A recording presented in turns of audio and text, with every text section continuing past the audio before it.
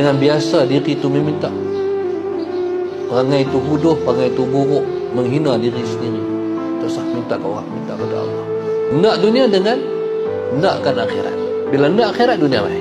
Ikut dia dunia main. Orang yang nak dunia dengan dunia tak dapat. Dapat pun hilang. Dapat hilang, tak berasa dunia hilang. Dapat duit tapi tak berasa ada duit.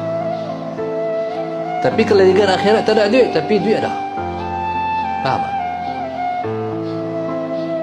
Orang ligan dunia ni, walaupun ada duit tapi tak berasa ada duit. Saya duduk keluar tak berasa. Pergi mana duit? Tak berasa duit keluar. Tapi kalau kita kejar akhirat, walaupun ada duit, cukup. Itu maknanya ada duit. Tak. Urusan ni Allah bagi duit ni.